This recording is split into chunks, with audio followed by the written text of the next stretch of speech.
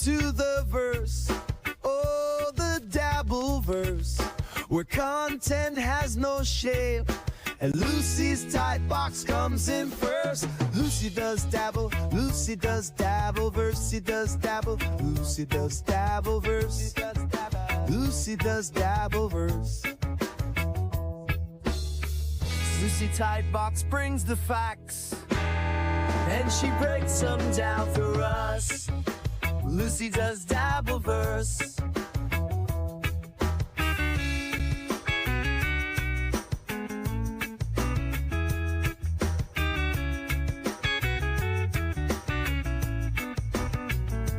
La la la, Lucy has a tight box and she shares it with dabblers. No, not like that, but she does this show for us. Lucy does dabble, Lucy does Dabbleverse, Lucy does dabble, Lucy does Dabbleverse, Lucy does dabble, Lucy does Dabbleverse, Lucy does dabble, Lucy does Dabbleverse, Lucy does Dabbleverse, Lucy does Dabbleverse, Lucy does Dabbleverse, Lucy does Dabbleverse, yes she does, yes she do it, yeah, Lucy does Dabbleverse, yes she does, Lucy does Dabbleverse. Lucy does Dabbleverse, she does. Lucy does Dabbleverse, she does. Lucy does Dabbleverse.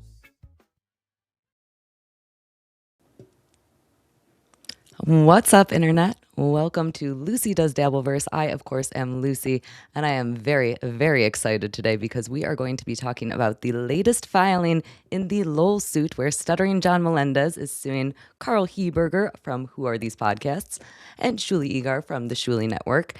And this might just be the rakiest rake that StutJo has ever raked.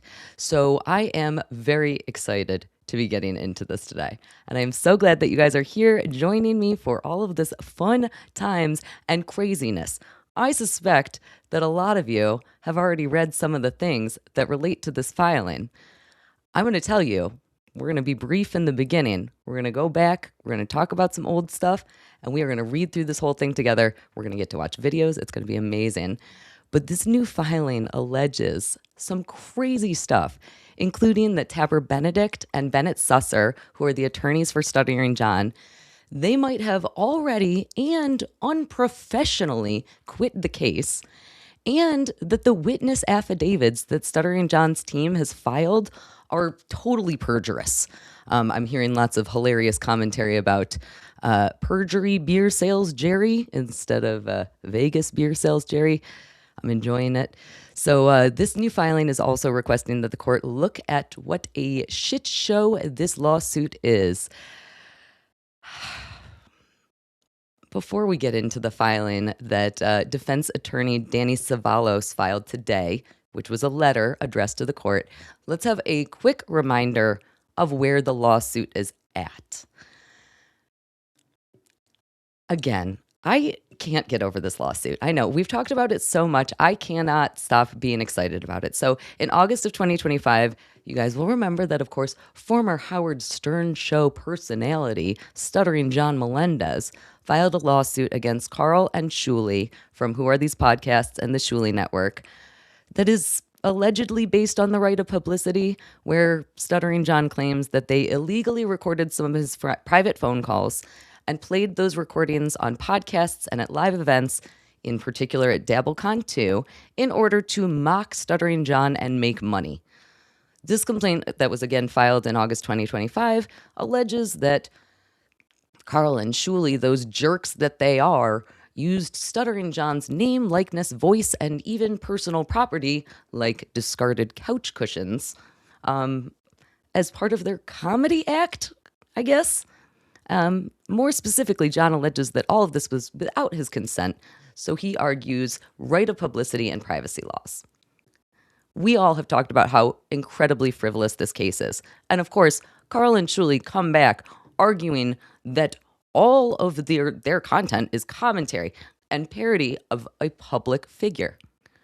Therefore, they must be protected by the First Amendment and fair use types of defenses.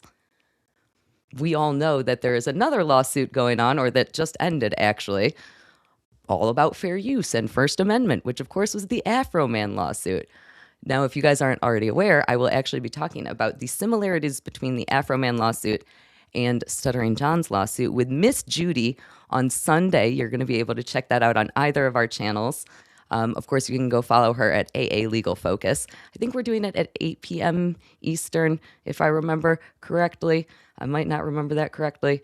But in the meantime, we need to talk about all of this. Because again, it's been a crazy day. It's been a crazy day for everybody. I'm hoping everybody is really enjoying their Friday leading into the weekend. So after John files this lawsuit against Karl and Shuli, they are like, this doesn't make any sense. We can say whatever the heck we want because it's comedy, parody. These are all exceptions to right of publicity. So the two of them and their defense attorney, Danny Cevallos, filed two motions requesting that the first one requested that the case be outright dismissed. This is total malarkey. We don't agree with any of this. And in addition to that, asked the court to grant an anti-SLAPP motion. We've all talked a lot about anti-SLAPP, but I'm going to go over it one more time because it's tricky and everybody gets confused by the anti-SLAPP. So what that defense centers on is that they are arguing that Stuttering John, the whole purpose of his lawsuit was to punish or silence Karl and Shuli's commentary and parody. New York State has this anti-SLAPP statute because they say speech is a matter of public interest and we should all be able to say whatever the heck we want to say, right? It's very important. New York State finally did something good. I love this aspect of it. So what they are requesting, what Karl and Shuli are requesting here, is that the case should be dismissed early. They're saying, don't bother looking at anything else because the whole point of John's lawsuit against us was to silence us, and that's bullshit. We should not be subjected to getting sued for something that is completely irrational. In addition to that early dismissal that they're requesting, they also say, hey, John, you got to pay our legal fees. So, it's going to be fun if that ends up getting granted. We don't have any decision on that. But what we do have is a decision on the other motion that Karl and Shuli filed. The second motion that they filed was all about venue. And this one, like I said, has been granted. Woohoo! Yay, defense team. Yay, Karl and Shuli. So what this motion means is that the court case is no longer in the Manhattan courts where it originally started. It's no longer in New York County, but instead it is now venued in Rochester, New York in the Monroe County court system. Specifically with Judge, Vincent D'Onofrio. I always want to say D'Onofrio. It's not Vincent D'Onofrio. We're not doing Vincent D'Onofrio. It's D'Onofrio. Judge Vincent D'Onofrio. Good God, that's so hard. He has extensive experience in criminal law. And he's one of those judges where, when you're walking down your neighborhood, you see a judge sign. He's got those all over people's lawns. People love him. He's a powerhouse and a great and fair judge. I think he is perfect for ruling on a complicated case like this one, although I think he is going to be very intolerant of things like couch cushions. And I think he is going to be very interested in things like, citations of dabbling doofus and tongue punch my fart box. It's going to be a wacky court case in Rochester, New York here. In sunny Rochester, New York, my backyard. I'm so excited. It's going to be great. I cannot wait. You guys can probably tell I've been sick for a month, so my voice is cracking a little bit. We're going to deal with it. It's going to be amazing. I'm going to take a little sip of my drink. That was so exciting for everybody, I know. I'm going to cough also. Let's deal with that.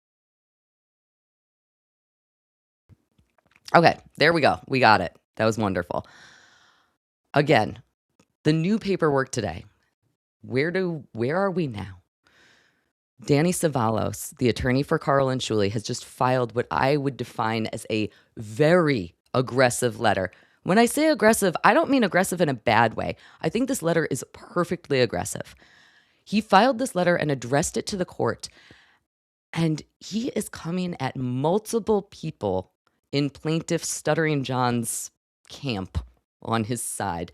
And he does some, I don't know, adorably funny things in it. Again, like citing a photograph where Tongue Punch My Fart Box is super chatting John. I am endlessly pleased with this filing. I cannot say enough good things about it. We are going to read through the entire thing. There are some cited videos in it. We are going to be watching some of those videos. If you have been looking at this case, you might have noticed. So let me actually say this. I know a bunch of people have asked me about this. You can find this case online. New York State has what is called an e-filing system. So if you ever want to be able to look at the documents for this case, you can find those. They are on a court website called NYSEF, N-Y-S-E-F. There's a C in there somewhere. I gotta type those letters to be able to figure out how to NYSCEF. I'm really good at letters. That's great. We're doing wonderful over here. So you can go find this on NYSEF. Absolutely. You can look at it for yourself. If you are doing that, you might notice that some of the videos that are in this most recent court filing are maybe not working so great. Luckily, we are going to be watching them tonight, so you don't have to worry about the fact that you might not be able to see them. However, Danny Cevallos, again, attorney for Karl and Shuli, does a great job of describing them in his letter. So you do get the description, even if you are not able to actually play them. But again, we're going to play them tonight, so who the heck cares? Before we do that, we have to get into a couple of super chats and a couple of super tips because I really want us to be able to focus on reading through all of the documents. I have super tips now, supertips.gg/Kayley, Cayley. You can go over there. There are some fun voices over there. I'm very excited about it, so please read the things in the voices that are silly, because why would we not enjoy doing the silly voices and making the humans say the words? You might notice that I don't have the super tips pictures activated. That's because all of you jerks keep sending me sharks, so shut up. All right, we got Drunk Engineer coming in saying, it's Friday, I'm grilling burgers and drinking bourbon, and then I see there's a new LOLsuit filings and a Lucy Does Dabbleverse stream to explain it. What could be better? Well, thank you so very much, Drunk Engineer. Neelax44 for $5. Happy Perjury Day. Kaylee and Judy, what a great day to be in the Dabbleverse. Keep up the great work, ladies. Again, I will be with Judy on Sunday. She is not joining me tonight. This is a last-minute plan. This is the second emergency episode of the day. Earlier, we got Cardiff along with Vinny, and now I'm doing an emergency episode. But Miss Judy and I will be together this upcoming Sunday, the 29th, I think at 8 p.m. Eastern Standard Time. Don't forget, subscribe to her. AA Legal Focus. Absolutely incredible. Woody from Syracuse coming in for $20. Thank you so much, Woody.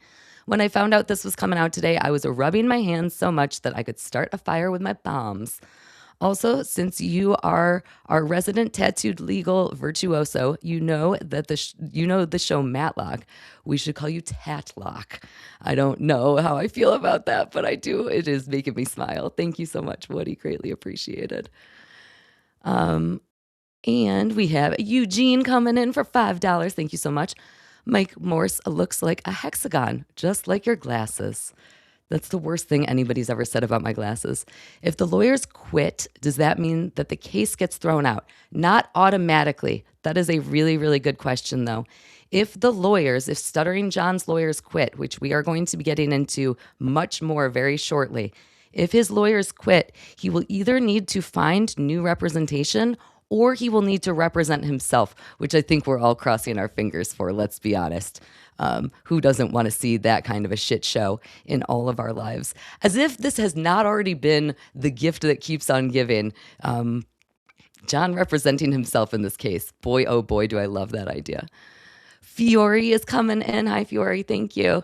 Kaylee, you are making me miss you more and more already. Tony tried to ban me for rooting for you for Girls Month. Beat him at his own game.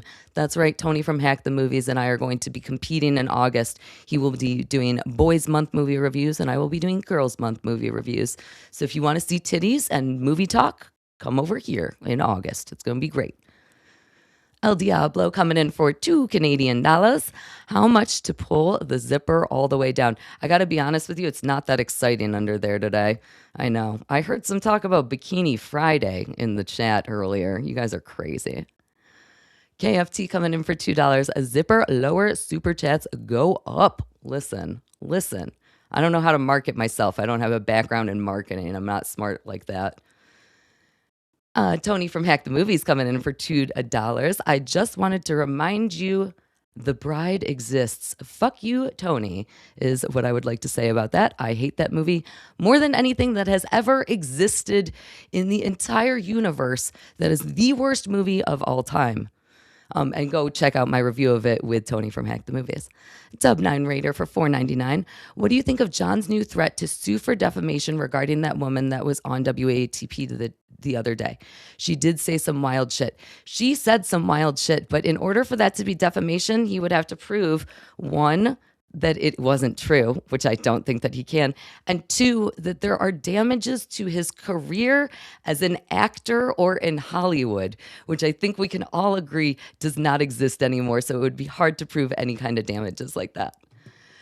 Barclay is the best dog for $1.99. I am so happy that I don't know how to make super stickers or whatever sticker you have sent the work for this. It says ding ding land shark.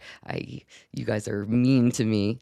And Johnny Knoxville coming in for $2. Hi, Miss Lucy. I love your smart girl glasses. Why, thank you so much. And Cribson coming in for $1.99. I'm getting Cannonball Run flashbacks. Oh boy, do I love that one. KFD coming in for $2. We respect your brains to shark. And Eugene for $5. The bride is worse than one too many. The bride is worse than one too many. And those are big words. I am aware of that. One too many is absolutely dang awful. But let me tell you, The Bride is the worst movie that has ever existed and will ever exist. Gosh darn it.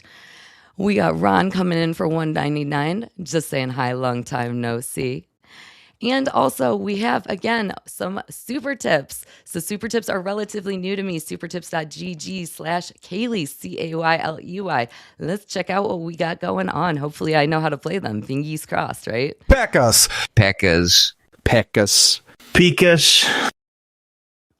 Carson trying out all the voices over there. Absolutely amazing. I like the drunk Irishman trying to say Pikas. Thanks for the 5. This drunk idiot gets worse every time paperwork comes out. I wish he would be held accountable, but this drunk puts everything, including the kids, under the rug.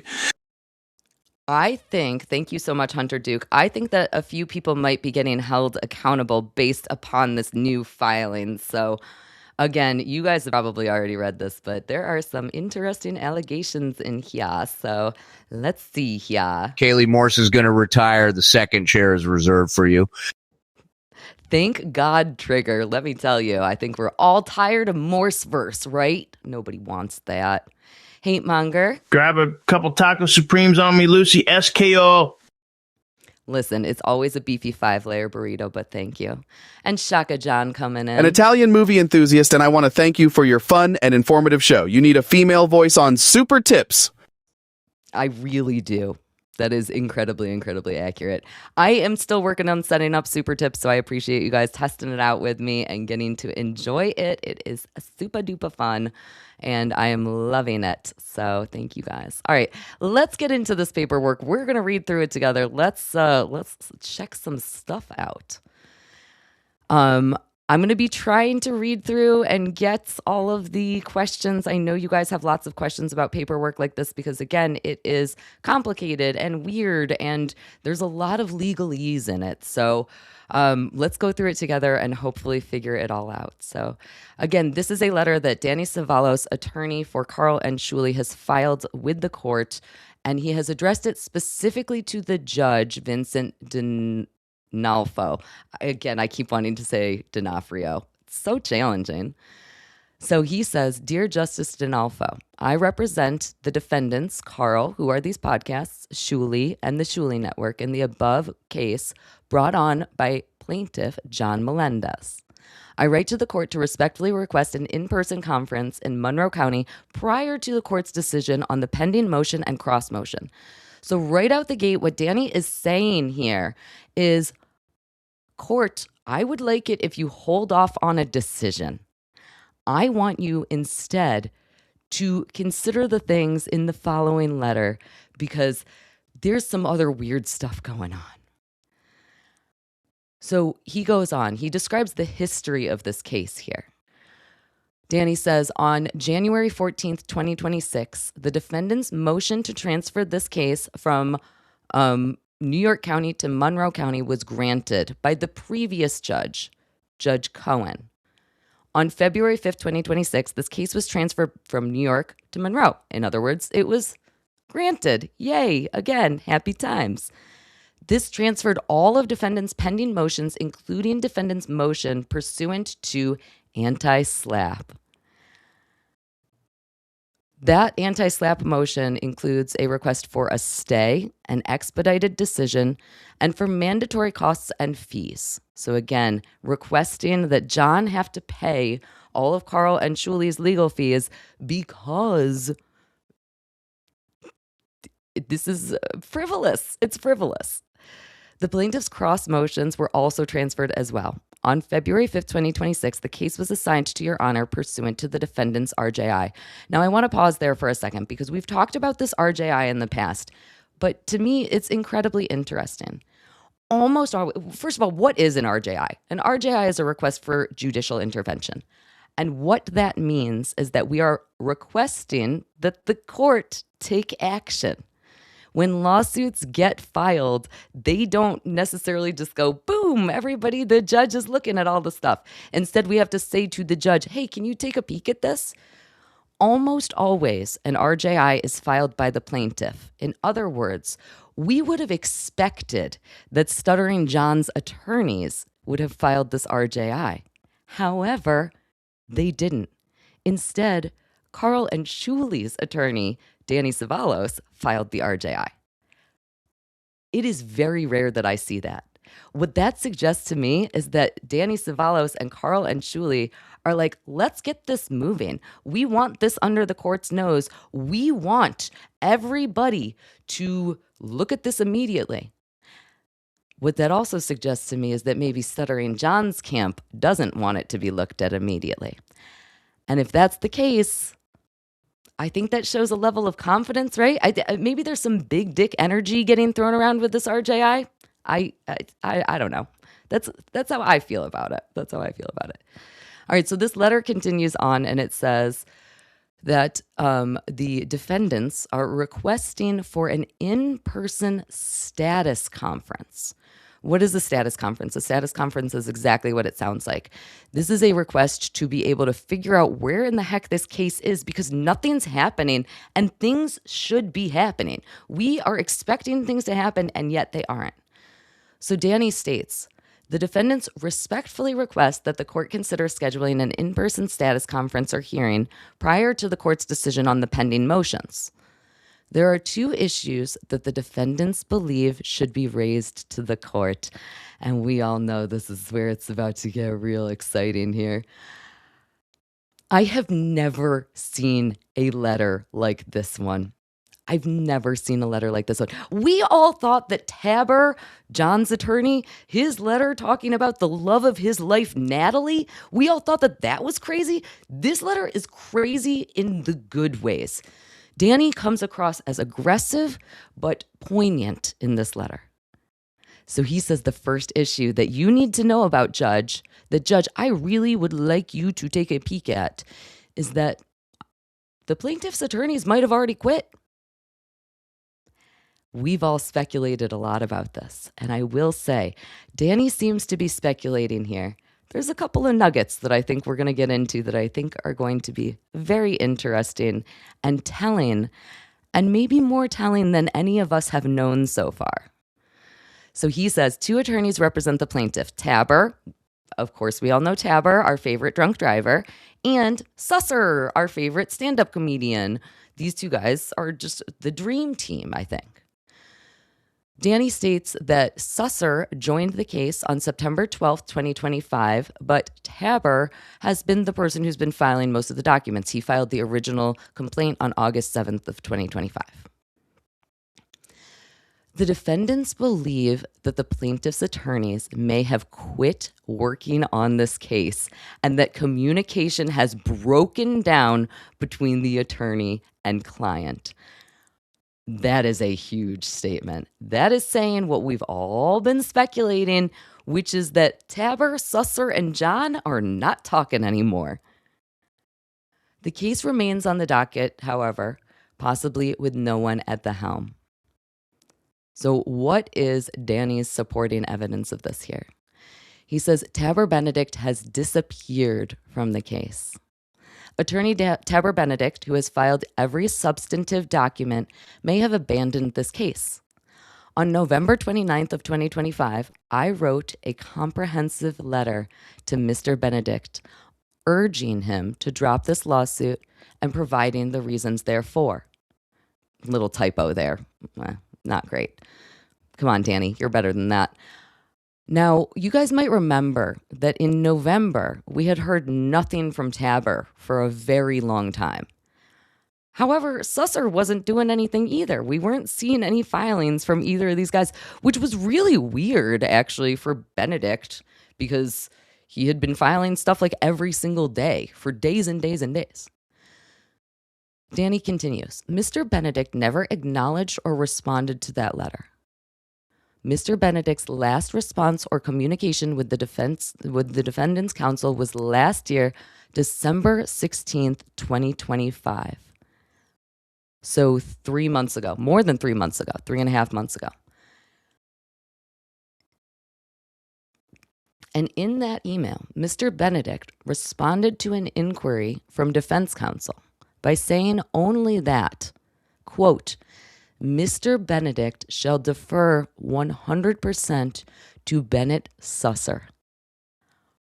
That is crazy. I have attorneys, again, let's talk big dick energy one more time here, just for a second. Let's talk about big dick energy. It is rare to see one attorney saying to another attorney, the opposing counsel, don't talk to me, talk to my buddy over here, because they all want to be the big boys. The attorneys, a lot of people were making jokes with me again because of my horrible fear of sharks, that the attorneys are the land sharks. It's not inaccurate. That is not inaccurate. So I was very surprised to read that. Since then, Danny continues, defense counsel has emailed Mr. Benedict at least 8 different times. There's a footnote here that says, including on December 16th, December 18th, January 14th, January 22nd, February 5th, February 10th, February 20th, and March 5th. In other words, again, the defense is on the offensive here. That's crazy. Usually the defense team is not being this aggressive. The aggressiveness to me always shows that confidence, that big dick energy, the maybe big dick energy that Mr. Tabber Benedict was not exhibiting when he deferred 100% to Susser. In retrospect, Danny continues, Mr. Benedict's 100% deferral to Mr. Susser might have been a subtle message that Mr. Benedict was no longer working on this case. I agree with that assessment. Information has since emerged that may explain why Mr. Benedict has stopped working on the case and is ignoring communications and notices.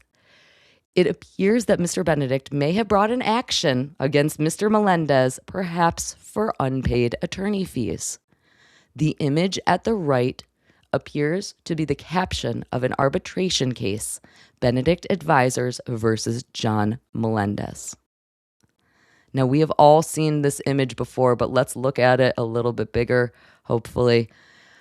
The link in Danny's letter to court here links to Reddit, which is also freaking hilarious to me. I love that we all get to be enjoying the fact that the Dabbleverse, the recesses of the Dabbleverse, the subreddit Dabblers Anonymous, is not only getting cited, but getting linked in court cases. freaking amazing.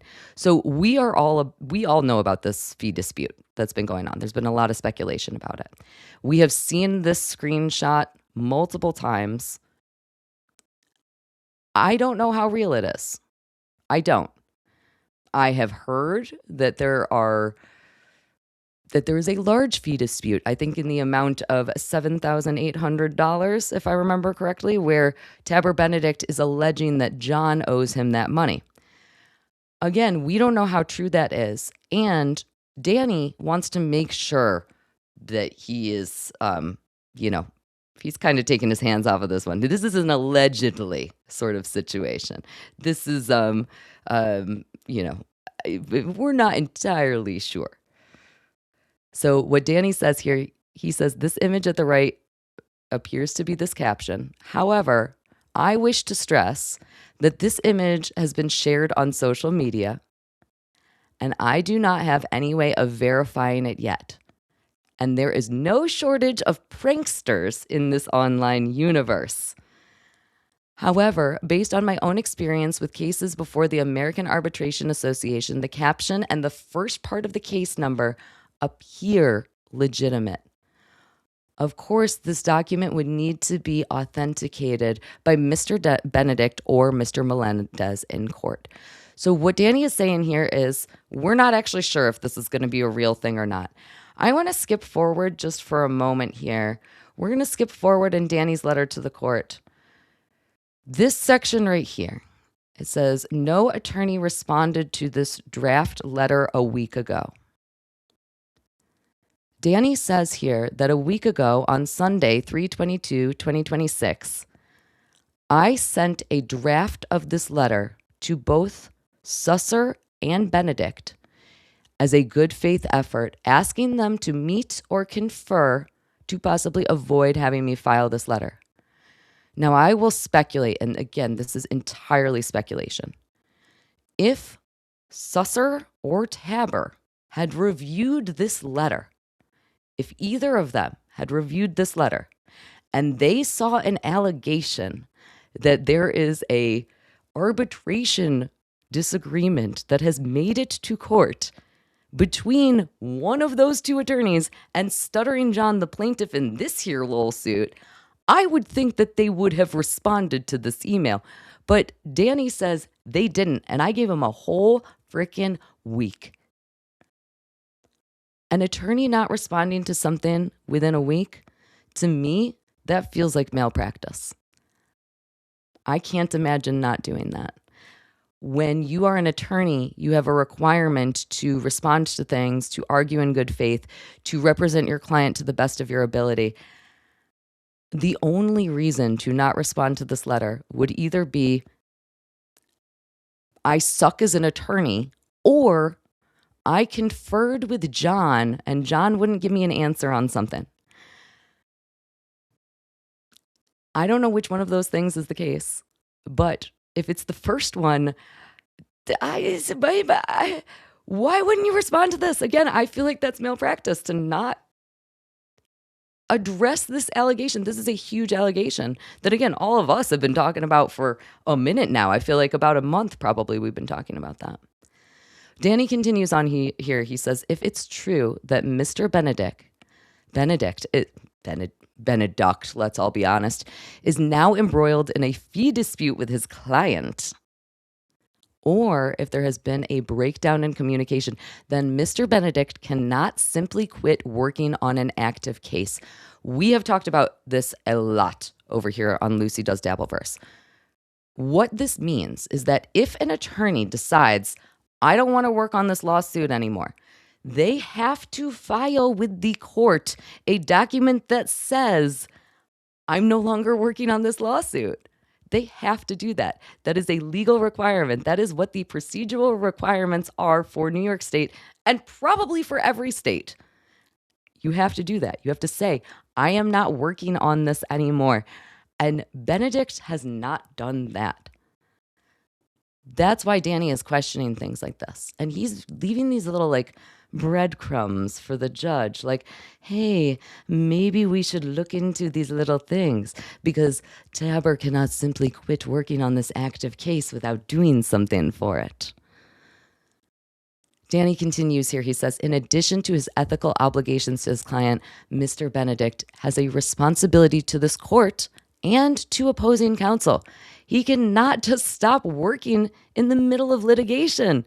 He can't. You're not allowed to do that. It is, again, malpractice to not represent your client. That is the whole reason that we hire lawyers and have a legal system in the United States. That's the dang point. So what happened to Benedict? Maybe we'll never know. But he shouldn't have just stopped working on this case in the middle of the litigation. Danny continues on here. He says, Mr. Benedict is counsel of record. He filed every document in this case for the plaintiff. By contrast, his co-counsel, Mr. Susser, filed his own entry of appearance. And that's it. What Danny is saying here is that Susser, even though he technically represents John, because he has filed a notice of appearance saying, I represent John, he technically represents John. He hasn't done any of the legal work that we've at least seen in the forefront. He hasn't done any of the legal work that we can actually review on the e-filing website, which again, you can go look at all of these documents on the website NYSCEF, NYSCEF. You can go find all of these documents and look at them yourself. Why isn't Susser doing anything? Mr. Benedict is responsible for filing the complaint, the amended complaint, the opposition, the cross motions, the affidavits, and the exhibits. All of these are subject to anti-SLAPP and other sanctions. Mr. Benedict is in this case and is subject to the court's sanction jurisdiction. Now, we've all been talking a lot about perjury because you guys know that as we continue through this letter, we're going to be talking about some affidavits where maybe somebody was swearing under the penalty of perjury. But we also need to be thinking about sanctions. We also need to be thinking about malpractice. We also need to be thinking about how does this apply to the fact that John might not have either of his two attorneys representing him anymore. If that's the case, is he ever going to be able to find somebody else to pick this up where they've left off? Because I wouldn't pick up this case. And you guys know I'm not an attorney. I'm just a dumb paralegal. I can't imagine an attorney wanting to pick up this shit show. Maybe I'm wrong. And again, John is obviously a better attorney than me. He's going to do great. 640, 840. What number did he get on his LSAT? I don't even know anymore. That happened so long ago. Listen, we're talking about today. So what is Danny's point of bringing this all up? He's basically talking about ethics. He cares about the rules of professional conduct. And so what he continues on in this next paragraph here, there's a lot of legalese in this one, so I'm just going to kind of summarize it. He says, under these rules of professional conduct, an attorney can't just unilaterally leave. You can't just leave litigation for no reason because I don't want to do it anymore, or because I'm in the middle of arbitration, or because whatever. You have to file something else. You have to withdraw from the case. And Tapper hasn't done that, and Susser hasn't done that. So technically right now, these guys have a legal obligation to Stuttering John. Are they doing a good job on that? Is this abandonment? Are they abandoning John? Is John abandoning them? Again, we'll watch a video relatively soon about how these boysies are communication breakdown all over the dang place because, that's what we do, I guess, now in the legal profession. I'm not entirely sure how those things work. The next thing that Danny is going to do, because again, he's already suggesting there is this communication breakdown. He's already brought up the idea that maybe this arbitration has something to do with that. He is going to he's going to say that John publicly suggests that this breakdown in communications is real. And a lot of us have seen this clip. We're going to watch it because it's beautiful. Let's talk about what Danny says first, though. He says, Attorney Bennett Susser has communicated intermittently with defense counsel. So again, we're getting a little peek behind the curtains here, which is very exciting. We don't always get to know information like this because these communications generally are considered privileged information. In other words, the attorney's not necessarily allowed to share them. Danny says, several weeks ago, Mr. Susser reached out to defense counsel for the purposes relating to CPLR 4547. I actually don't know which CPLR that is. I don't know what that means. Probably should have looked it up, but I didn't because dumb paralegal. I don't know. That's what I'm going to rest my case on. He says that after discussions, Mr. Susser said that he would get back in touch soon. 2 weeks later, Mr. Susser called counsel to say that he had been busy and that he would be in touch soon. That was 2 to 3 weeks ago. Defense counsel has heard nothing since. That reminds me a lot, again, of Tabor's, insanity, where he's, filing these letters saying, Natalie, the love of my life, and I are going to Italy. We got to go. And in addition to that, Dabbling Doofus, actually, a while ago, sent me some information about Susser. And we looked at, on a previous Lucy Does Dabbleverse, Susser filing a letter with a court in a totally separate lawsuit where Susser was complaining that he was having eye problems and that his office flooded. And he was basically just giving, it was the dog ate my homework kind of excuses. That's basically what he was saying. And he said it in a letter that he filed with the court. When Danny is saying this in this letter, it sounds to me like maybe Susser might have been doing that to him. Danny repeats 2 times, he would get back in touch soon. He would get back in touch soon. Why aren't you getting in touch, dude? Why are you not getting in touch? This is a lawsuit. This is not we're not having fun on the internet here. This is a real legal proceeding because Jesus Christ, it's insane.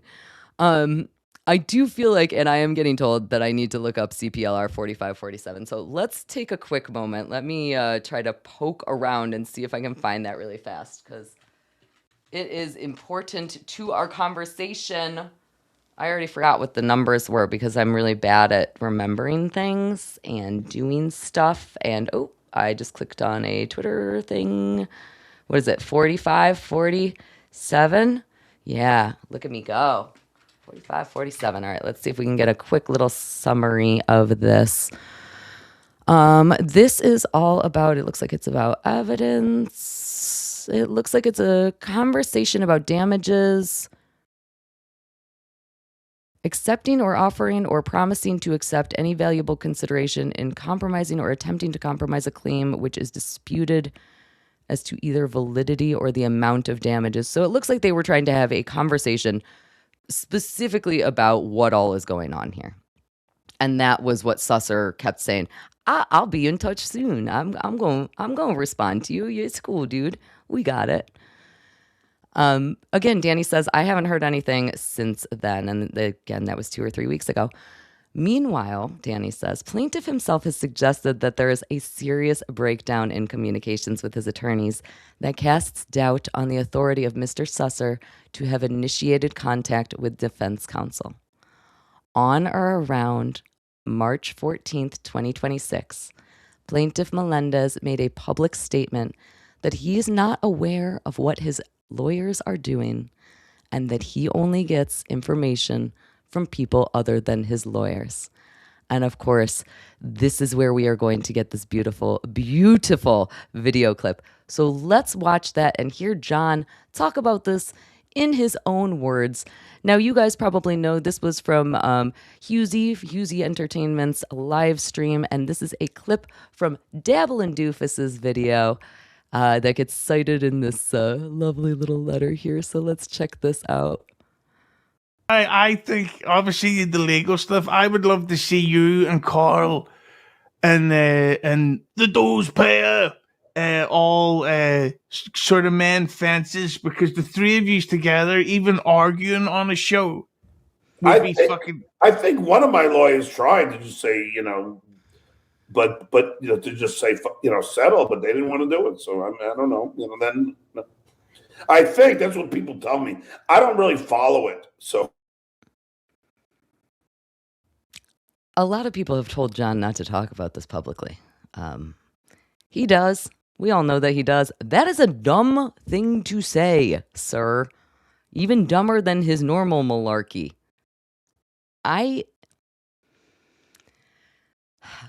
He literally says that I don't talk to my lawyers. No wonder Danny is filing this letter. This is the perfect letter to explain the insanity of what is happening. How much John doesn't care about anything that he's doing. If he doesn't care about this lawsuit, then why the hell does the lawsuit exist? That supports the anti-SLAPP even more. We all know that the anti-SLAPP gets supported even more by the fact that John is clearly trying to do things like silence Shuli by striking him, I think it's 34 times now. 34 times. Things are happening that are not okay, and they're offensive, and John doesn't care. He's literally saying, I don't care. I'm not paying attention. Who in the heck is listening to my lawyers? Not me. I'm listening to perjury beer sales Jerry over here, obviously. If I was suing somebody or being sued, I would be up my attorney's ass so far. I would be like, what's happening? How do I go? What are we going to do? Where are we going with this?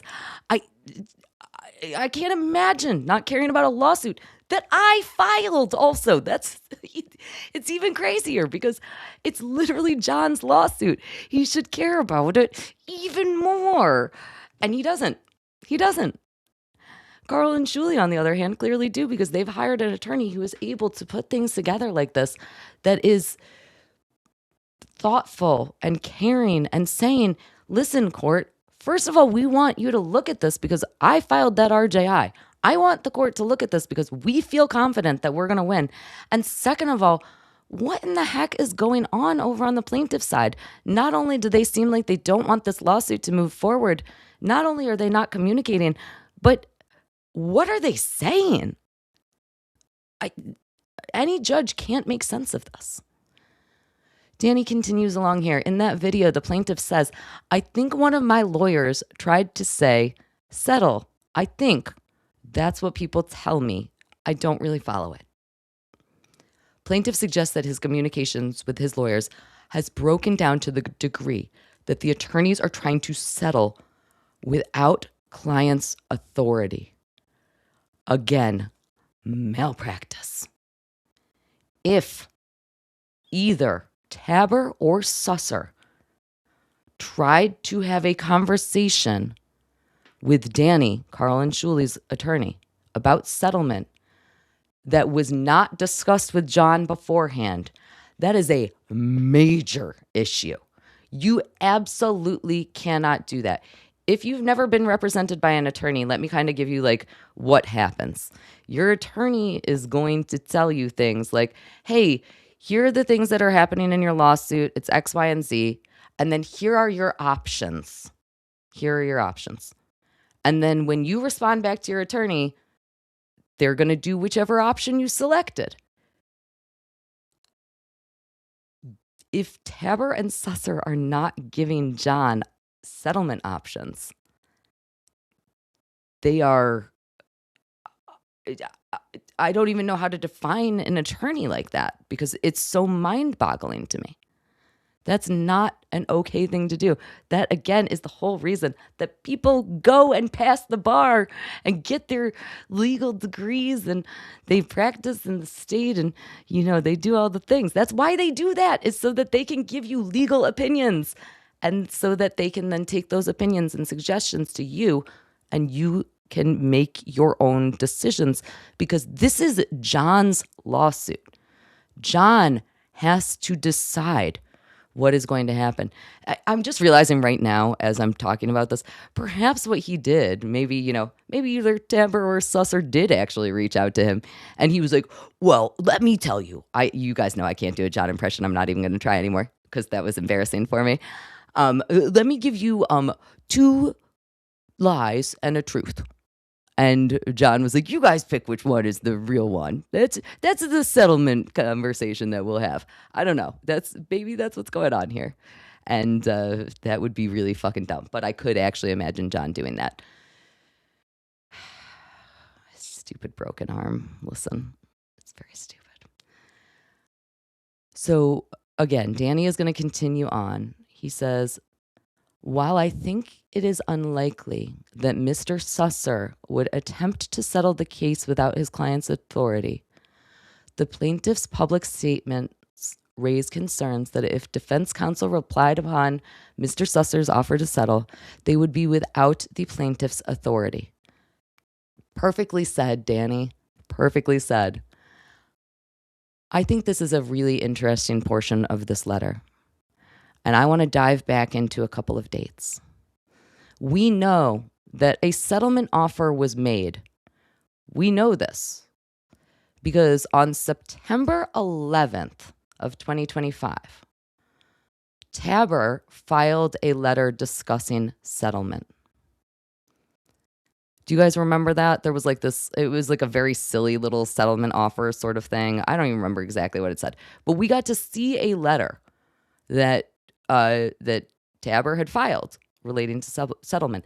And again, that was on September 11th of 2025.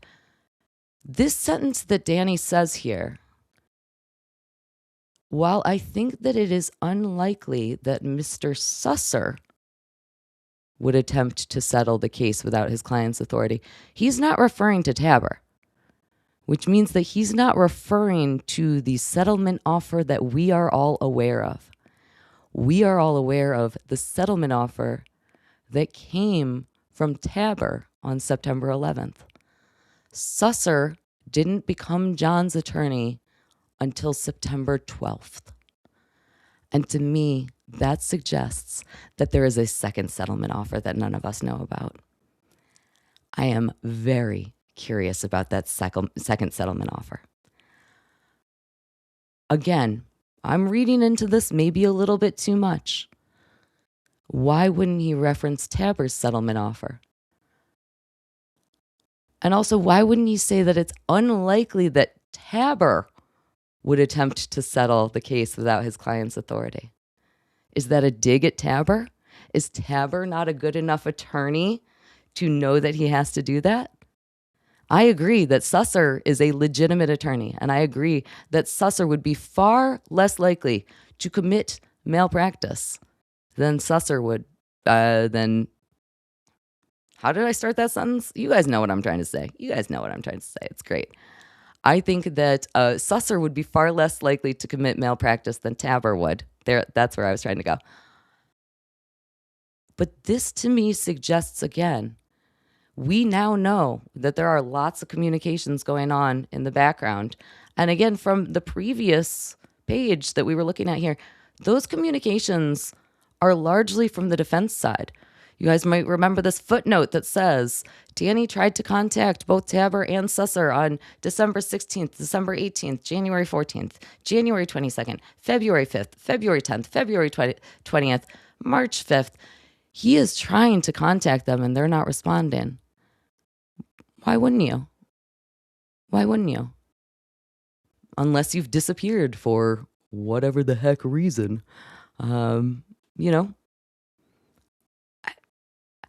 I think there's more. If there is another settlement offer, let's think about it this way. If there's another settlement offer that was made by Susser with John's permission, presumably, let's assume there was no communication breakdown and John actually knows more than he's claiming. If there was another settlement offer that Susser made or that Danny made, what is that? And where did it go? And might we see that? And might that be why Danny is being so aggressive in this letter? Could that potentially be why we're throwing around our big dick energy? Is that why we're feeling so incredibly confident? Is that why, I don't know. Is that why Danny is kind of pushing this case forward because he either wants to push settlement, which I think would be ideal, or because he wants the courts to look at it because he thinks that the defendants are going to win. And again, I think that you guys know I'm biased. I think Karl and Shuli have this in the bag, but I would be very curious about how we might settle it otherwise. So again, Danny says here, I highly doubt that Susser would try to settle without his client's authority, without John's authority. But I have some concerns about that. And why wouldn't he, honestly? He continues on. He says, the defendants therefore respectfully suggest that this issue should be resolved before the case moves on. In other words, we should have these settlement discussions before we move forward. And that's exactly why Danny requests in the beginning of this letter, listen, dudes, listen, court is a more appropriate way to say that. Listen, judge, we need to have a status conference to discuss this because this is bonkers right now. This has gone so far off the rails. We're not getting discussions. There's a communication breakdown, not just between John and his two attorneys, but also between Danny and those two attorneys. Nobody is talking anymore. And the whole point of a lawsuit is, we got to move forward in some way. We should be talking. Now, I already referenced this section of Danny's letter earlier. He says, in addition to the fact that John and his attorneys seem to have this communication breakdown, Danny is having trouble getting communication with them. So this section talks about no attorney has responded to the draft of this letter a week ago. Again, I think that's crazy. If Danny gave a draft of this letter that we are reviewing right now to both Susser and Tabor on 3/22, why would they not have responded to it?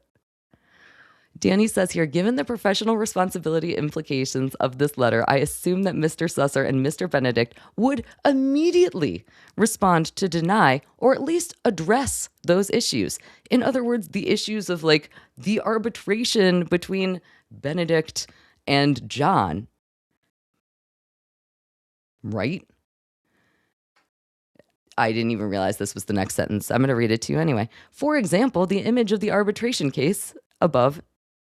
For example, if the image of the arbitration case above is false, Mr. Benedict is not bringing an arbitration case against Mr. Melendez. If he's not, I would expect Mr. Benedict to immediately protest and insist that he is still on the case. I could not agree with Danny more about this.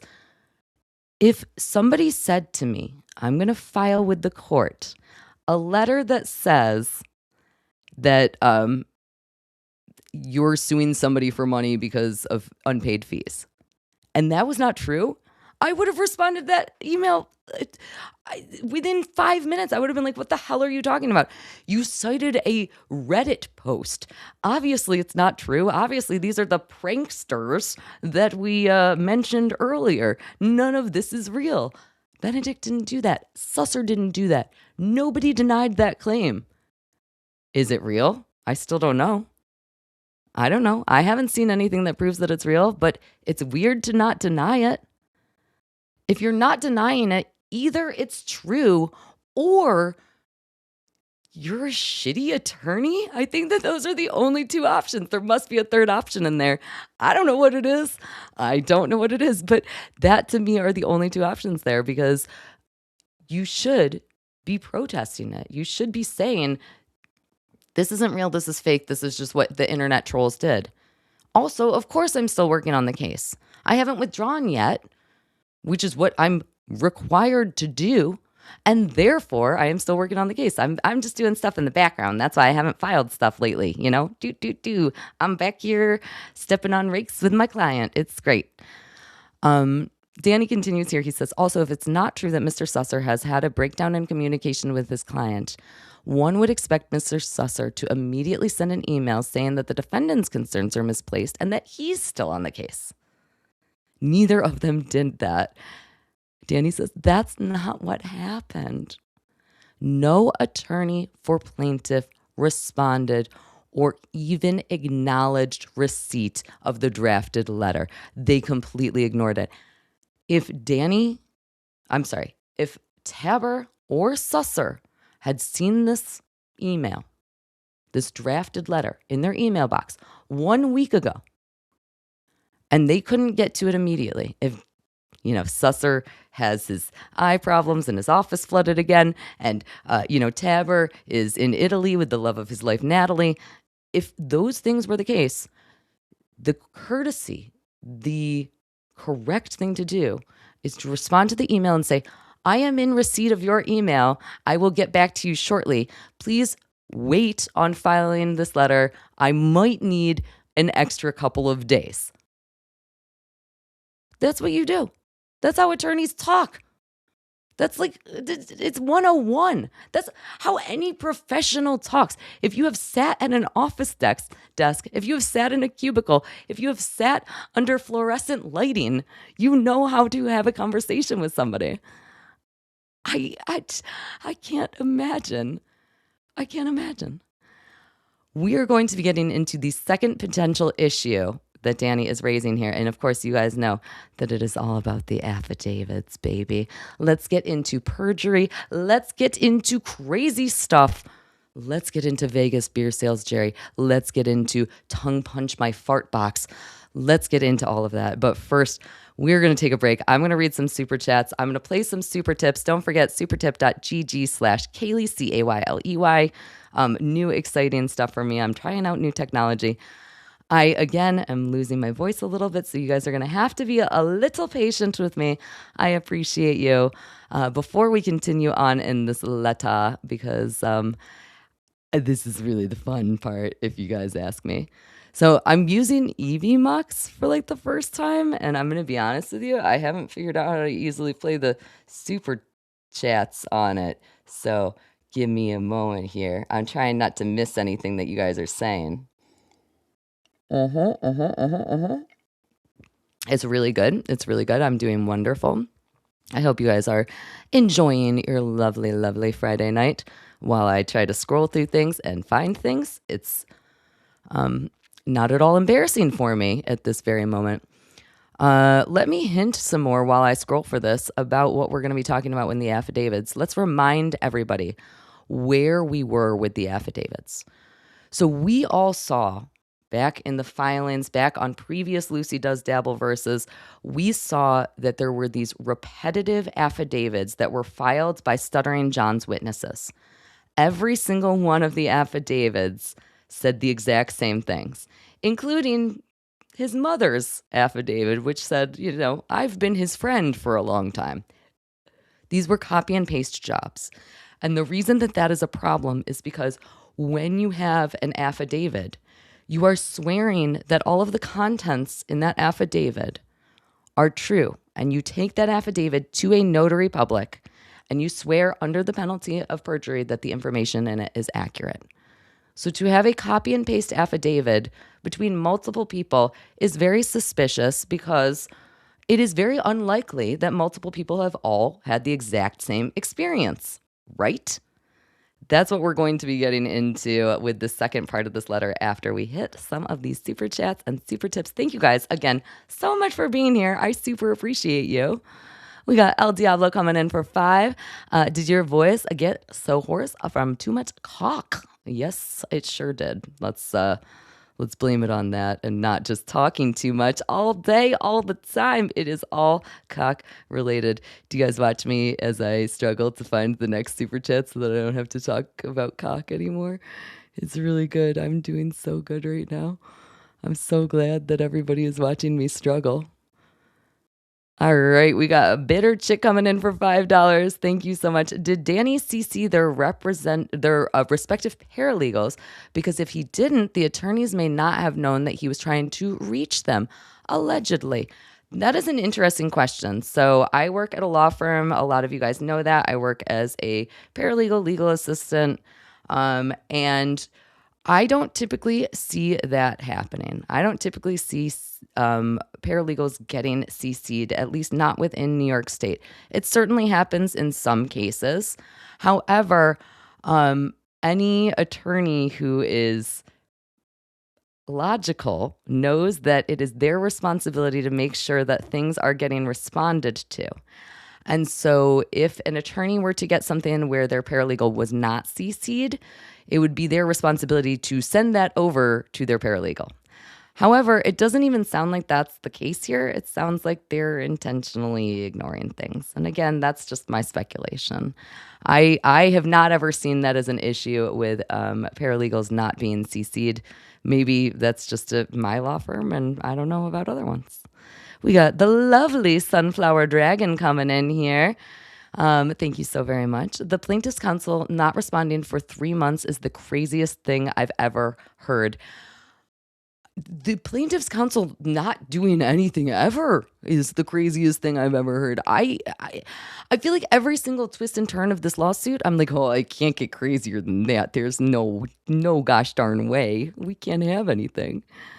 Sergio Lopez, fine art, $2. Thank you so much. Makes so much sense why he strikes Clippers. Why he strikes Clippers. Yeah, the Clippers are doing the Lord's work out there. We got Diz5 coming in for 5. Shabbat Shalom, love the content. And Shabbat Shalom to you, as everybody getting very excited about Passover. I know I am. It'll be a fun time. I'm going to torture everybody with parsley dipped in salt water. 06 Yukon Denali says, thank you for all that you do. Well, thank you so much. I appreciate that very, very much. Rumpled Trenchcoat, a Columbo podcast coming in for 5. So what happens if SJ's lawyer offers a settlement without SJ's input and Karl and Shuli accept it? What the heck happens next? If an attorney offered a settlement without their client's input, that would be an insane, I don't even know, malpractice, sanctions, everything bad, blah, blah, blah. I cannot imagine an attorney, even Tabber, doing something like that. That being said, again, we've seen some wacky stuff. Sunflower Dragon just brought it up. There's wacky things happening all over the place here. So I don't know. If Karl and Shuli were to accept an offer that John didn't have input on, and then John said, no, I didn't agree to that, I don't know what would happen. I guess the court would have to rule on it. That's a really complicated question. I've never seen anything like that because I've never seen an attorney behaving in that sort of way before. MJK Rigging for $5. Thank you so much. $5 from MJK Rigging. Beautiful. Thank you. I love it. You guys are so supportive and wonderful. St. Patrick's my least favorite shark person and image creator these days. I'm lying. You create amazing images. Just because you're awesome. Thank you so much for the $4.99. I greatly appreciate you. We also have coming in another Sunflower Dragon, $5. He's inferring that Tabber could possibly have made an initial settlement offer without his client's knowledge based upon John's public statement. So the Sunflower Dragon is going back and talking about me being suspicious of there might being that was not a sentence, of the fact that there may be a second settlement offer. I think the timeline is so interesting on this. So Sunflower Dragon, I'm wondering if I convinced you a little bit more with bringing up the fact that Susser didn't come into the case until September 12th, as opposed to that initial settlement offer getting offered on the 11th. I think it's very interesting. And the idea of offering settlement without a client's knowledge is so insane. We have Sorcerer Gypsy coming in for $19.99 for the stellar Dandy Dance. Sorcerer and I are going to be talking about trolling relatively soon over here on Once Over with Kaylee for a Lucy Does Dabbleverse episode. Don't forget to tune into that. Sunflower Dragon coming in for another $2. So every affidavit was exactly the same. That is right, Sunflower Dragon. Every affidavit was exactly the same. exactly the same. Maybe we'll pull a couple of those up actually in just a moment, because again, that is one of the most interesting aspects of this case, in the sense that it is bonkers. I have never seen that ever before, because that's not what you do. We got some super tips also coming in at supertips.gg/Kaylee. We got Takedown DDT. How wild would it be if SJ causes Tabber to lose his law license again? SJ ruins the lives of everyone he touches. Listen, I think that Tabber is fully capable of doing that himself. We can see you cannot hold in your excitement, Lucy. Love when you break this down. Thank you so much, Kimberly. I absolutely love seeing you in the chat. Lucy said there's nothing interesting going on behind that zipper. That little bit of black lace I just sneaked a peek of would seem to suggest otherwise. Hit the like button. Thank you, Drunk Engineer. I don't know what you're talking about. That's obviously a lie. This is slander, and I will be suing. I will be suing all of you. I really liked Sunflower Dragon's suggestion that maybe we take a peek at some of those old affidavits. So let me see if I can find one. I had actually redacted a bunch of them because John's attorney didn't do a great job of redacting them, which is another issue that I have. So there were places where there were just first initials of people's names, and then there were places where you could see those people's names that he tried to redact previously. I'm going to see if I can find a couple of copies of those affidavits right now. Let's see here. Boy, oh boy, that was so long ago. Do you guys remember? There's the affidavit of Frog. So, of course, the defense counsel also had affidavits. I'm doing a great job of talking into the microphone right now. Do you guys really appreciate that? Boop, boop, boop.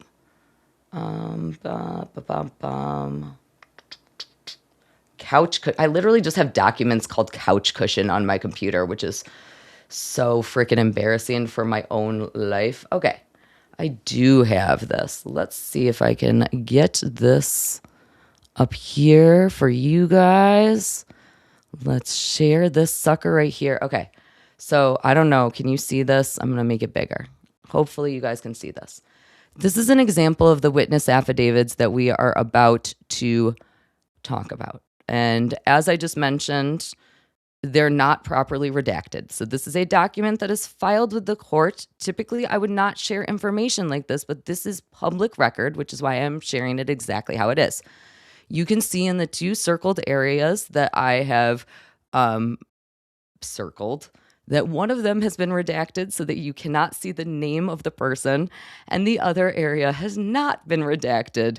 In other words, you can see the name of the person. In other words, this is an affidavit of John's mother. All of these affidavits read exactly the same. I have included additional affidavit screenshots here. Again, hopefully you guys can see this. I'm sorry, I know that they're small, and I've been having some issues with EV Mux being a little bit gritty. If you cannot see this, I have talked about it in previous quickie episodes that I've done about this lawsuit, and I will try to remember to post these on Twitter. If I don't remember to do that, somebody remind me. So all of these affidavits are exactly the same. And if I read through one of them here, I'm going backwards in images. That's probably not helpful. Oh boy, I got too many things here. Let's go back to this. Oh no. Oh, I'm so bad at stuff. This is the Natalie letter. All right, let's get out of there. Let's remove that. Let's try one more time. I think I can do it. I am pretty sure that I can maybe do it. Window. Okay, they're back up. Share. Yeah. Okay, they're there. Big. Yeah. All right. So what do these witness affidavits say? They say things like, I am an adult and a longtime friend of John Melendez. Again, this is his mother's affidavit. I wouldn't refer to myself as a longtime friend of my child, but whatever. I have personal knowledge of his reactions and statements regarding the events in this issue. It continues on. In this affidavit that all of these people, in particular Vegas beer sale Jerry, we're going to be talking about him in just a moment, these affidavits say things like, at no point did Mr. Melendez authorize Miss Meany or anyone to record their private phone calls or to share those recordings with the defendants. How in the heck can you attest to that? How in the heck can Vegas Beer Sales Jerry attest to that? How in the heck can his mother attest to that? You haven't been there with him 100% of the time. I cannot swear under the penalty of perjury that John Melendez never authorized this, because I have not spent 100% of the time with him. That's a crazy, crazy thing to swear to. I would not swear to that. I would swear to, I've never heard him say that he authorized this. I wouldn't say he definitely didn't authorize this, because how in the heck do I know? I gosh darn don't. There is no way for anybody to know that, except for John, right? He's the only one who could possibly swear to that. So again, all of those witness affidavits are exactly the same. And that is exactly when we are going to get back into our commentary about this letter from Danny that got filed today. So let's take another peek at this. We're going to put it back up on the screen here. And we all know Tongue Punch My Fart Box and Dabble and Doofus are both about to come back up here.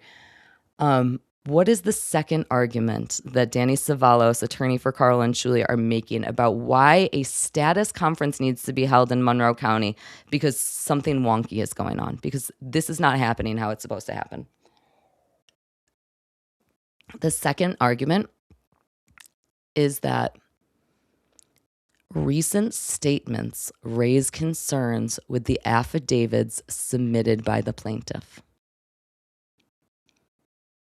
Danny says here, I have recently learned that one of the plaintiff's witnesses, so one of the people who filed these identical witness affidavits, may have submitted a knowingly false affidavit to the court in opposition to the defendant's motion to dismiss and for sanctions. In opposition to the pending motion, the plaintiff filed no less than 5 affidavits. One affidavit is from Mr. Melendez. 4 of them are from other individuals, and they are all identical to each other. Not just similar, identical. One affidavit is from an individual, JM, who also goes by the name Vegas Beer Sale Jerry. This lawsuit has given me so much joy in the sense that we are quoting Vegas Beer Sales Jerry in a lawsuit. Can you imagine being the judge and having this come across your lap? We can't explain the Dabbleverse, like we, all of us here right now. We can't explain the Dabbleverse to all of our friends. How the heck do you explain the Dabbleverse to a freaking judge? And a judge is going to read Vegas Beer Sales Jerry and go, yep, I get what's going on. We're doing good here. I love it, I love it, I love it. So how did Danny learn about this? He tells the court, and again, this is him speaking directly to the judge. He says, hey, judge, I learned after the plaintiff submitted these identical affidavits, all 4 of them being exactly the same, that JM, or Vegas Beer Sales Jerry himself, admitted on Mr. Melendez's show to Mr. Melendez that he simply signed whatever affidavit the lawyer sent to him, no matter what it said. Pew. I want to talk a little bit again about procedure and what is normal. And I will talk also about the witness affidavits for the defense. Because, of course, I am a witness in this lawsuit. I am a witness for the defense. I signed a witness affidavit. What is somewhat common in witness affidavits is that an attorney might help you draft it. They might say, here's like a form template. Here's what's going on. You fill in the information that is relevant to you. And that is similar to what happened to me when I was asked to be a witness for this case. When Danny Cevallos asked people to be witnesses for Karl and Shuli, he said, here's a template. Can you please fill in information relating to this? And I filled in information relating to it. I said, I work at this place. I would like this. Our witness affidavits were specifically relating to the change of venue. So I mentioned again before that we have now changed venue from the New York County courts into the Monroe County courts. One of the ways that that motion was granted was from our witness affidavits, because there were a lot of people who wanted to testify in Rochester, New York, and it was challenging for travel. And so we signed these witness affidavits and we explained, here is why it's hard for me to travel. The reason that it's hard for me to travel is not the same reason that it's hard for Jenny Jingles to travel. It's not the same reason that it's hard for producer Chris to travel. We all have our own individual reasons, which is why we filled out our information. That's why our witness affidavits are not identical to each other. You might sometimes have an attorney helping you draft one of these affidavits. Maybe you don't know exactly what language you should be using. That is normal.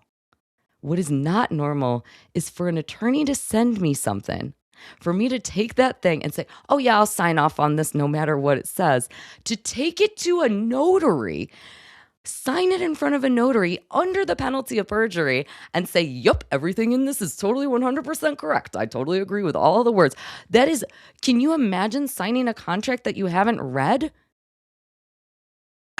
It's unbelievable to me. It's absolutely unbelievable to me.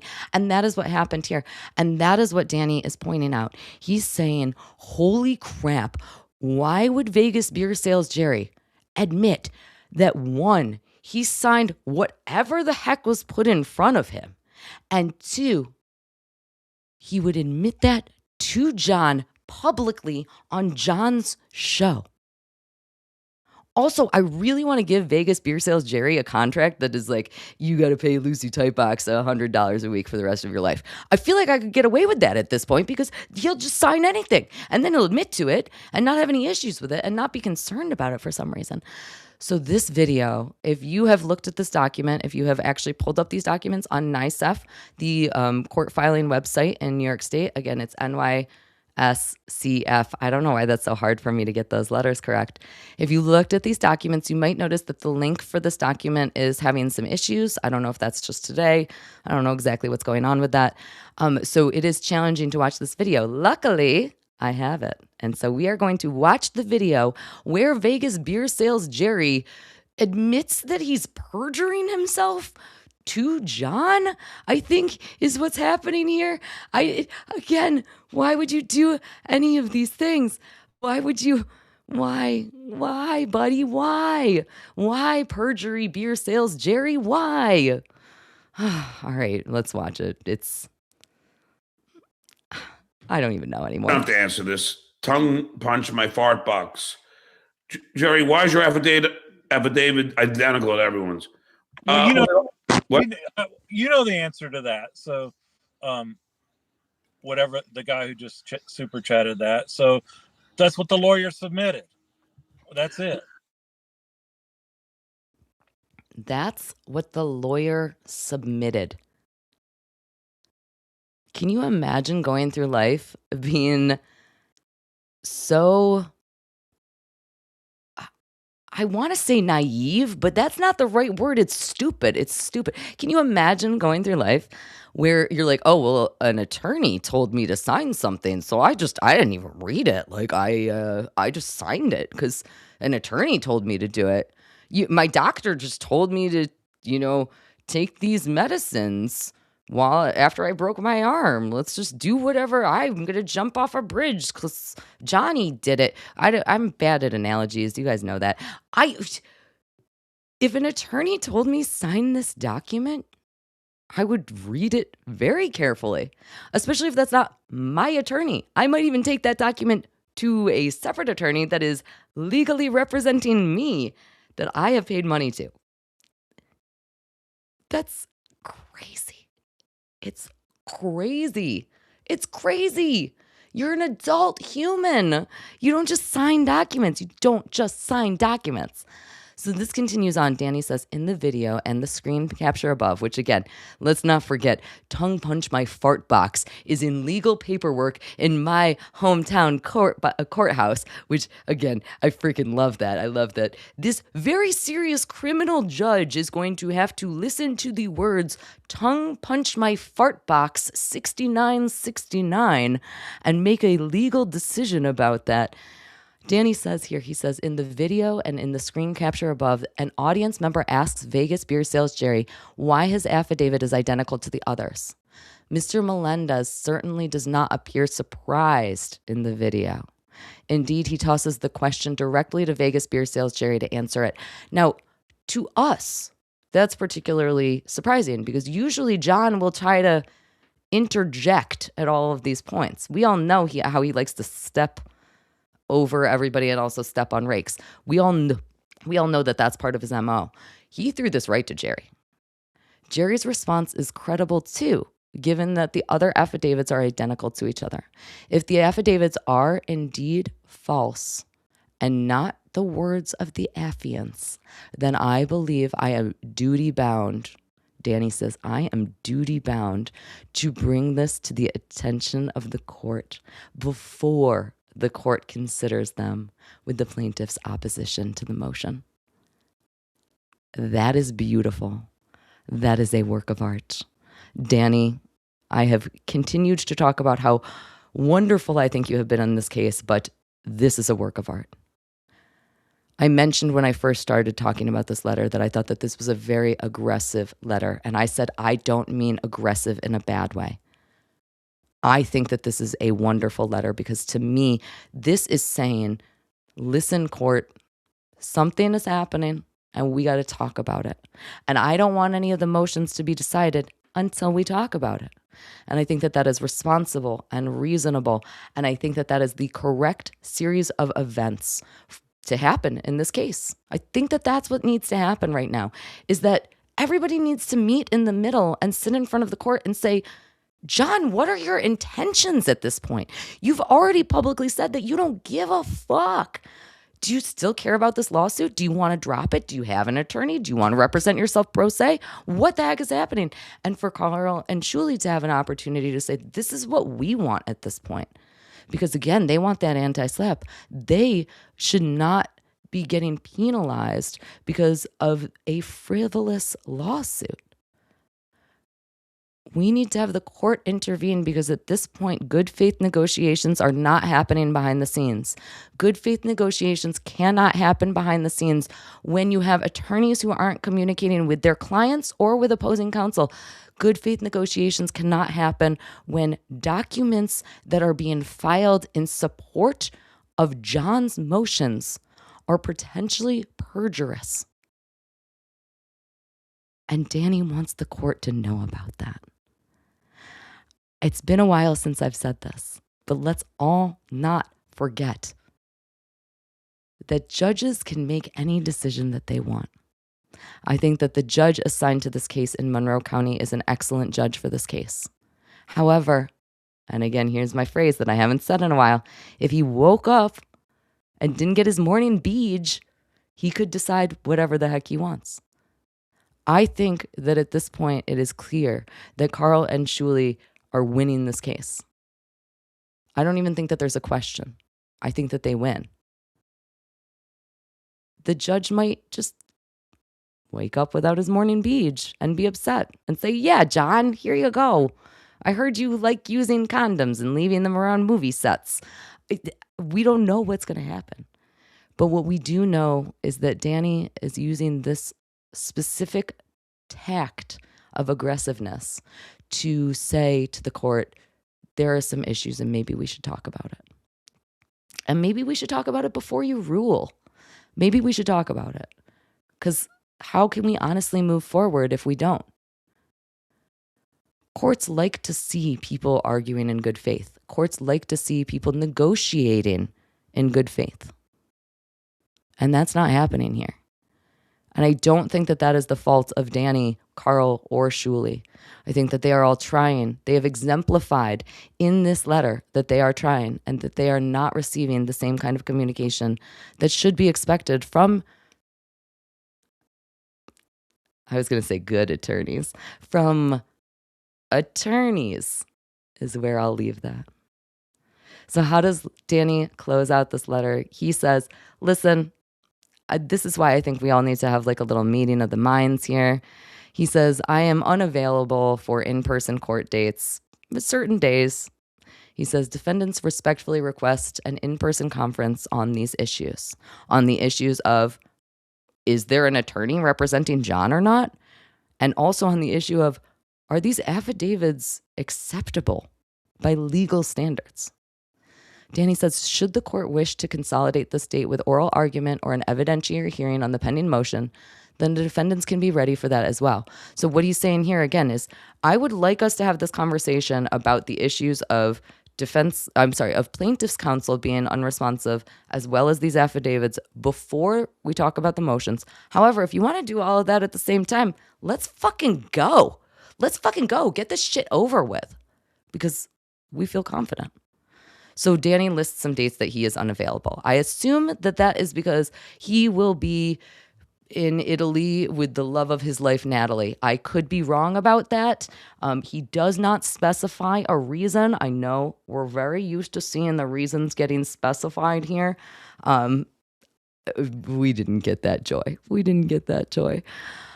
So we don't know why Danny is unavailable on those dates, but he is doing what is going to push the case forward. And we cannot say that for plaintiff's counsel, Tabber and Susser.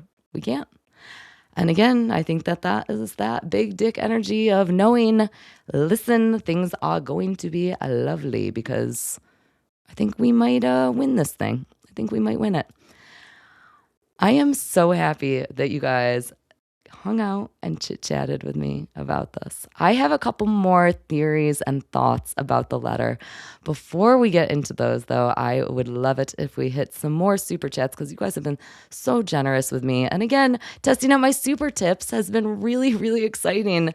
I've been enjoying that a lot. So please send the super tips, supertip.gg/Kayley, Cayley. I'm still getting used to those. We got a couple of voices over there. They're fun. I have not fine-tuned them exactly yet, but if you help me with them, maybe eventually we will get a Lucy voice on there so that you can all make me say documentary 1,000 times.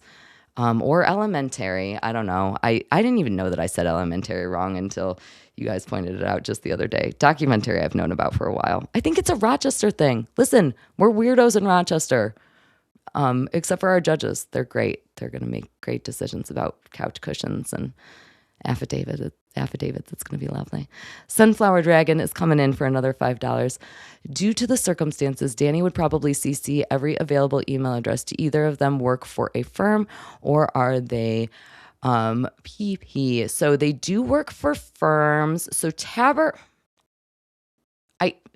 I shouldn't answer that question for Tabber, actually. I really don't honestly know the answer to that question for Tabber. Tabber is from Benedict Advisors, LLC, which I talked about before once. I don't think that is a legitimate name for a law firm. There are some requirements about how you have to name your law firm. That's why we see things like Dewey, Cheatham, and Howe in law firm names. I don't think that Benedict Advisors LLC is actually a legitimate law firm name. And Bennett Susser. Bennett Susser. So he works for Jardum Mesner, another name, and Susser PC. I can't remember the exact name of that law firm. I do agree. He probably should have CC'd every available email address. Perhaps he did. We don't know that, because again, it sounds like they are having discussions that are a little bit more behind the scenes. So I don't know. I know that on this letter, let me go back to actually the letter that Danny filed. So the letter that Danny filed, he CC'd to, he actually sent automatic NICEF notifications of the e-filing to both Tabber and also to Bennett. So again, to me, that is a notification in New York State. That is how we generally notify it in New York State. I don't know about every single state, but this letter in particular has gotten populated within their e-file notifications, so they should be able to see it. Even their paralegals. QMB for $10. Thank you so much. John seems to think that this is on contingency, so he's avoiding his lawyers because he won't pay them. This thing is gonna get dismissed, and Shuli and Just Do It are gonna win the anti-slap suit. Yes. The contingency stuff has been a fun conversation about all of this. Yes, John has previously said that his lawyers were on contingency, which makes it seem like they wouldn't work very hard for him. But again, they have an obligation to work hard for him if they are legally representing him. Sunflower Dragon, again, coming in for $5. Also, Sunflower Dragon, I want to have some conversations with you. I feel like you and I need to connect because I feel like you and I feel like you in particular have some very interesting thoughts on things because I believe that unlike me, you are actually an attorney. So Sunflower Dragon says, I've seen cut and paste affidavits, immigration law for one example, but even with those dates changed, that's wild. I agree. Those affidavits have been a big topic of conversation.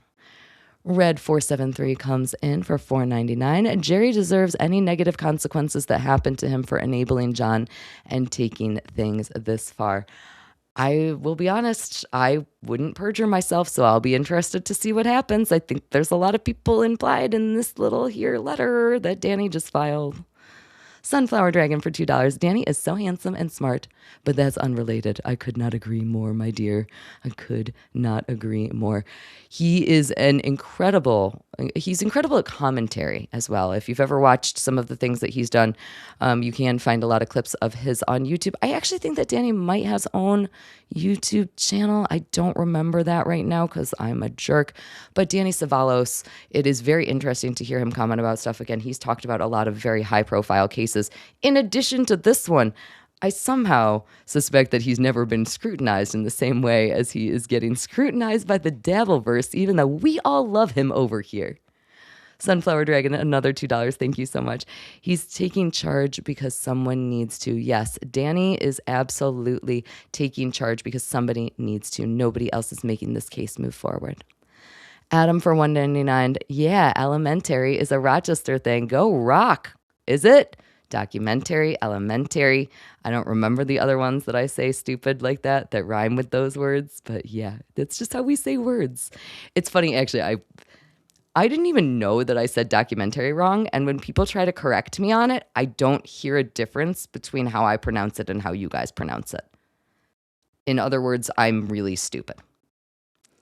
Sunflower Dragon for $2. So Susser is a partner. Yes, I believe that they both, with their law firms, I believe that Tabber owns his own law firm and Susser is a partner in his law firm. St. Patrick's for $4.99. If Karl wins, will he purchase a new osmosis water filter system? He deserves it. You know what? If he wins, I hope that he gets a new reverse osmosis water system, but I also hope that it gets stolen almost immediately because I think that we all need that kind of joy in our life as well. We do have one more super tip, and then we will talk about kind of the conclusion of all of this, what my thoughts are, what exactly is going on, and what is going to happen next. Because let's be honest, that's what we all are curious about. Hey, buddy, thank you for explaining this case and keeping up with it. Great job on the show last night. Well, thank you so very much, Chris Hall. I was on TSN last night. I do want to take a moment to remind everybody that you absolutely should be still supporting Karl and Shuli in this crazy, crazy time. Lawsuits are expensive and thought-provoking. I am sure that they are losing sleep over all of this bullshit. Go support them. You can go to the Shuli Network, support the Uncle Rico Show, the Shuli Network, both on YouTube and on Rumble, of course. You guys know, you guys love when they're over on Rumble. And also, of course, who are these podcasts to support Karl? Please go like, subscribe, watch ads if you don't want to give them money. I know everybody hates it when I say that, but that really does make a difference. I cannot say enough how much I would love them to be supported. And in addition to that, of course, you can go to fightthedabbler.com if you would like to support their legalness lawsuit. Lawsuits are very expensive, especially with incredible attorneys like the wonderful Danny Cevallos. We are getting a couple more of these in here. Big fan for $1.99. You're not stupid. We kid because we love you. Listen, I'll say way more words in a very dumb way. And another one coming in from Guy over on Supertips, supertips.gg/Kaylee, Cayley. My first super tip, get wrecked hamburger, Kaylee. You owe me a beer tomorrow at 8 p.m. at Johnny's in Rochester. I can't wait. Come and hang out with me tomorrow night. That is a great point, and I appreciate your first ever super tip being used for a plug for me, which of course is that if you are in the Rochester area, or even if you're not, you should be coming to Rochester tomorrow night. Not to introduce yourself to the lovely judge handling this case, not to hang out with Karl, not to hang out with producer Chris, but to hang out with me at the Isotope Show at Johnny's Irish Pub. You can come hang out with all of us. We'll actually all be there. It's going to be a super duper blast. The Isotopes, of course, are a instrumental surf rock band, and I will be go-go dancing, so come dance with me. We will have a lovely, lovely time. That is tomorrow night, Saturday, 3/28 in sunny old Rochester, New York. TheIsotopes.com for more information. I don't remember what I was going to say after those words. I will get there eventually. Let's summarize what we're doing. What's going to happen next? I don't know. I think that this letter is scary if you're John's attorneys. This is a really, really scary letter. This letter should be scary to John because we are calling you out. That's what Danny is saying. We, the defense, are calling you out. We are saying you got some major issues, and the court needs to know about that. This isn't the first time that we've seen Danny take actions like this. This isn't the first time that we've seen Danny be aggressive. This isn't the first time that Danny has explained to the court, this is stupid. But now he's doing it in a letter, specifically to the new judge. This is the first time that Judge Vincent D'Onofrio, not D'Onofrio, that Judge Vincent D'Onofrio is going to be hearing this shit is crazy. Because Judge D'Onofrio is not going to read through if I remember correctly, I think it's something around 685 pages of legal paperwork preceding this letter. The judge is going to see this letter first and go, whoa, what is going on here? And if I were that judge, I would be like, I'm interested. I'm taking this home on the weekend. I don't know that he's going to do that. I wouldn't expect him to do that. But I would be very interested if I were this judge. I would be, my curiosity would be piqued. And that would probably make me look at this much quicker than other cases. Would it necessarily make me make a ruling quicker than other cases? Not necessarily, because this is a complicated one. However, when I see that the plaintiff's side is maybe not behaving perfectly because the attorneys are no longer present and because the witnesses are making up potentially false accusations and signing those accusations under the penalty of perjury, I listen, Judge D'Onofrio, you got a doozy on your plate, but also I think you're going to look at this, and I think you're going to look at it hard, and I think that is exactly what Danny and Karl and Shuli all want. I don't know if Judge D'Onofrio is going to make a decision that he says, I'm going to look at this letter first, and I'm going to schedule a status conference. I don't know if Judge D'Onofrio is going to look at this letter, go back and look at all the motions in the previously filed documents and say, whoa, this is bullshit. I'm dismissing all of it immediately. We don't even need to have a status conference. Let's just get this off the calendar because it's so insane. I don't know if Judge D'Onofrio is going to see this letter from Danny as too aggressive and say, maybe Danny shouldn't have filed that. Maybe this was like a little like mean-spirited. I don't know what the judge is going to do. But what I do really believe is that this is going to fast track this case. Now, I've been kind of projecting about like when we are going to see a court hearing. When we were still back in New York County courts, before the motion to change venue got granted, I was speculating that this was going to take 8 months to a year. Since it moved to Rochester, I was expecting for us to get a court date scheduled within a month or two.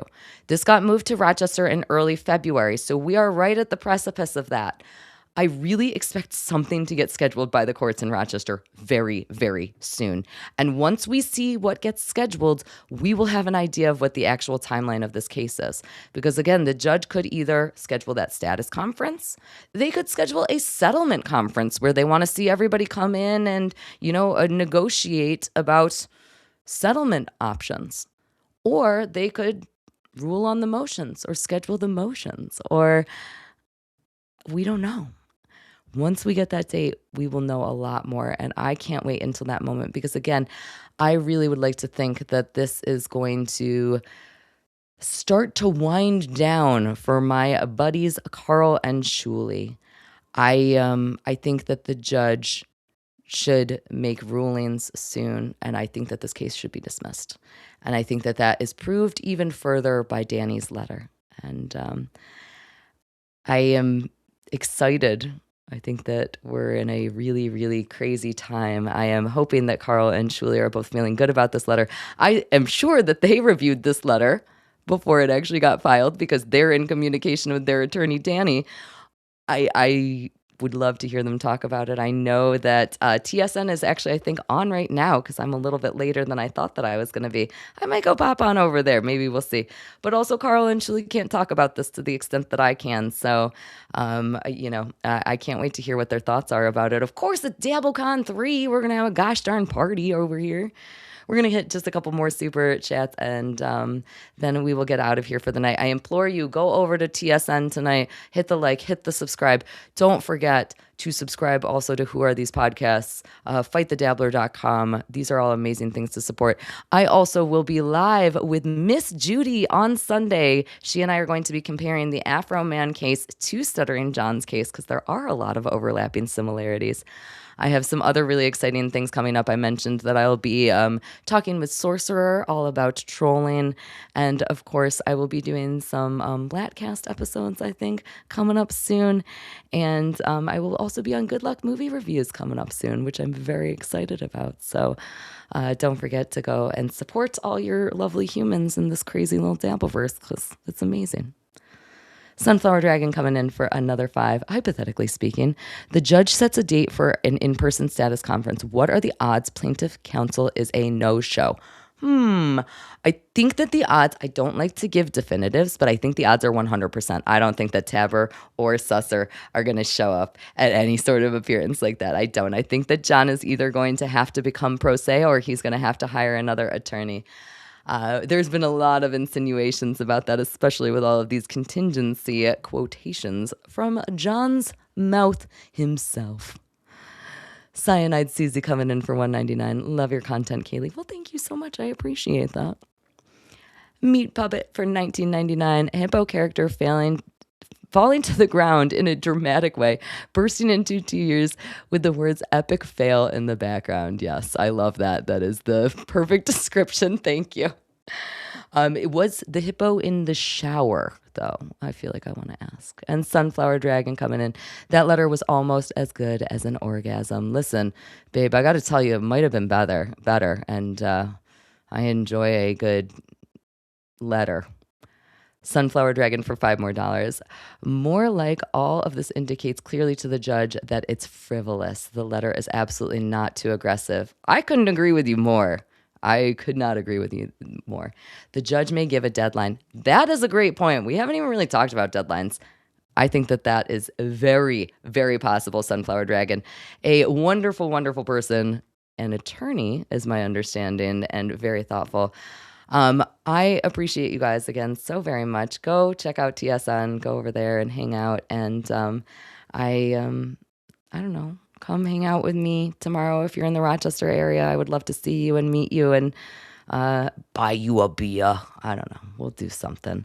Regardless of all of that, I I don't know. I'm really thankful. I'm really thankful that you guys all came and hung out with me. It means a lot because I really like talking about this legal stuff, and I don't always get the opportunity to do it. I think everybody at the law firm that I work at is very bored of hearing me talk about this lawsuit. They're like, "Oh my God, you talk about law all day, and then you go home and read 8,000 pages of papers." Regardless, that's what I like to do because I love you guys and I appreciate the Dabbleverse, and I'm really thankful and happy and all of those things. So I will see you guys all soon at the next Lucy